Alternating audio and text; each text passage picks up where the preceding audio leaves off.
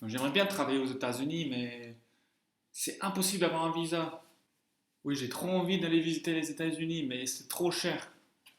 Si tu t'es déjà dit ces choses-là, ce vidéo-là est pour toi. Parce qu'aujourd'hui, on va parler d'un programme qui permet d'aller travailler de façon rémunérée aux États-Unis, si tu es étudiant. D'abord, je me permets de me présenter. Je m'appelle David Hattery, je suis américain et depuis à peu près 10 ans, je travaille dans l'enseignement et la formation professionnelle et aux États-Unis et en France. Je suis actuellement prof d'anglais à l'Université de Lyon 2 et beaucoup de mes étudiants me posent des questions sur comment aller aux États-Unis, comment travailler aux États-Unis. Donc j'ai décidé de faire quelques vidéos pour parler des différentes possibilités que les Français ont, et en particulier les jeunes Français et les étudiants ont, pour aller séjourner, travailler, etc. aux États-Unis. Une dernière chose avant de commencer, si vous voulez davantage d'informations sur les possibilités d'aller travailler, visiter, étudier aux États-Unis, cliquez sur le bouton rouge en dessous de cette vidéo pour vous abonner à ma chaîne YouTube où il y a plus de vidéos de ce genre à venir.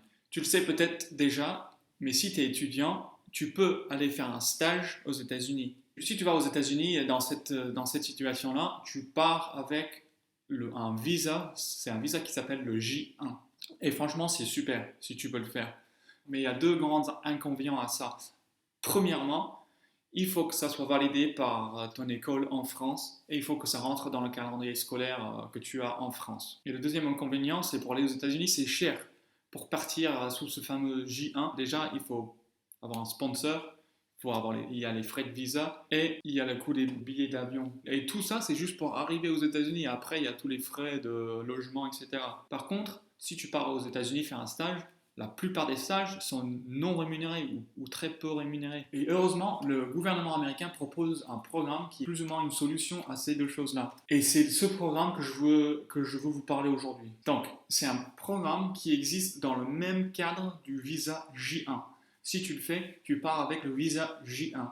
Et ce programme, ça s'appelle le Summer Work Travel Program. Summer Work Travel Program. Summer Work Travel Program. Plus ou moins le programme d'été de voyage et travail. Quelque chose comme ça. Et comme tu peux voir avec le titre du programme, ce programme te permet d'aller travailler et voyager aux États-Unis pendant l'été. Il n'y a pas besoin de l'accord de ton école.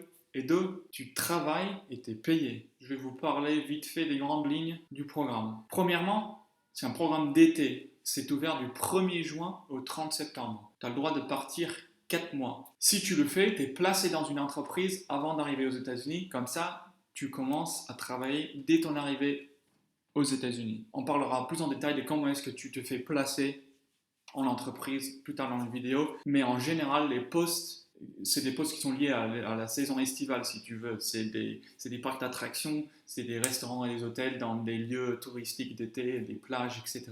Tu travailles à plein temps. À plein temps, aux États-Unis, c'est 40 heures par semaine. Et tu auras la possibilité de faire des heures sup si tu le souhaites. On peut dire qu'un point négatif, c'est que ça dure que 4 mois.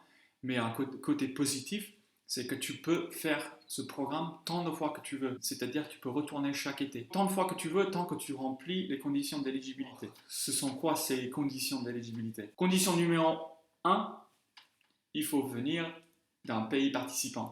Si tu es français, tu remplis cette condition. Il faut être un étudiant post-bac à plein temps, à la fac, école de commerce, etc. En principe, il faut être un vrai étudiant après le lycée. Et il faut avoir complété au moins le premier semestre de cette formation après le lycée. Et finalement, il faut avoir un niveau de base en anglais. On n'a pas besoin de parler couramment, mais ils ne veulent pas que tu y ailles et tu n'arrives même pas à te débrouiller là-bas. Donc il faut avoir une base de minimum en anglais. Et finalement, comme avec tous les visas J1, ça marche comme ça avec tous les visas J1, tu ne peux pas faire la demande tout seul d'un visa J1. Tu es obligé par la loi américaine de passer par une organisation sponsor. Et en fait, c'est cette organisation sponsor qui examinera ton dossier et qui ensuite fera la demande de visa pour toi. C'est quoi ces organisations sponsors? C'est des organisations qui sont agréées par le gouvernement pour faire cette étape de validation et de demande de visa. Donc, puisqu'on parle de sponsor, il faut parler de coûts. Puisque déjà, le sponsor, c'est un service qui fournit et c'est un service qui est payant. Donc, pour le Summer Work Travel Program, si on parle du service complet, entre guillemets, on peut compter autour de 1000 $. C'est quoi le service complet? Il y a deux choses dans le service complet. Déjà, il y a le sponsor pour la demande de visa, que de toute façon tu es obligé de faire. Mais la deuxième chose, c'est que dès ton arrivée, tu es déjà placé en entreprise. Beaucoup de ces organisations sponsors, ils fournissent aussi ce service-là de placement en entreprise. Donc ça, c'est le service complet à autour de 1 000 $. Après, si tu trouves ton propre employeur, ça peut coûter beaucoup moins cher. Cette possibilité peut être intéressante, notamment, comme j'ai dit, tu peux le faire tant de fois que tu veux. Si tu le fais une année et tu décides de revenir l'année suivante, tu retournes au même employeur, il n'y a plus besoin du service de placement en entreprise. Mais en tous les cas, comme ça, quand tu pars, tu as déjà ton emploi qui t'attend là-bas. Donc si on veut calculer un coût global du programme, on parle de 4 mois, 1 000 $ de frais de sponsor, il faut compter 1 000 $ de transport de France jusqu'à la destination finale et pour retourner en France.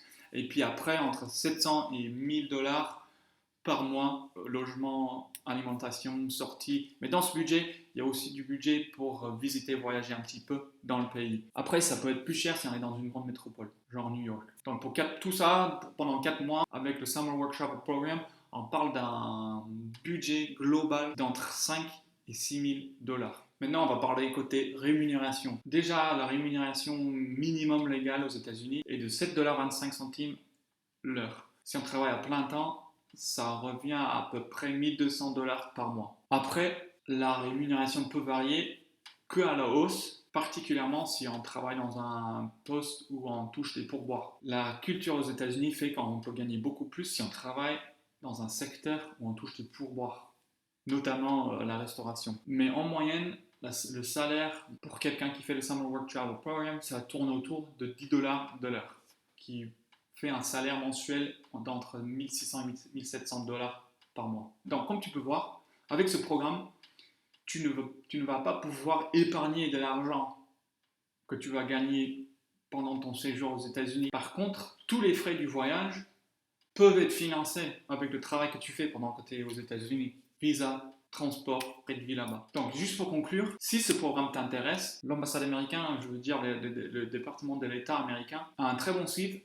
avec beaucoup d'informations sur ce programme. Je t'invite à aller voir sur leur site. Je vais mettre l'adresse du site web ici et aussi dans la description. Et c'est aussi sur ce site que tu peux trouver une liste de tous ces fameux sponsors qui sont agréés pour faire la demande de visa pour toi. Et juste là, je vais vous faire une petite parenthèse. Si tu fais des recherches sur ce programme en français, tu peux t'informer, mais tu vas trouver beaucoup d'entreprises privées qui vont plus ou moins te proposer un service, mais ce n'est pas des sponsors, ils vont te facturer encore plus pour te mettre en lien avec un sponsor.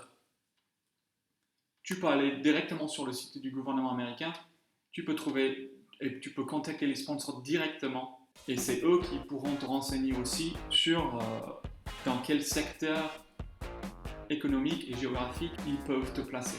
Et finalement, si tu as des questions, n'hésite pas à les poser dans les commentaires ci-dessous et j'y répondrai. Merci d'avoir regardé cette vidéo, à bientôt.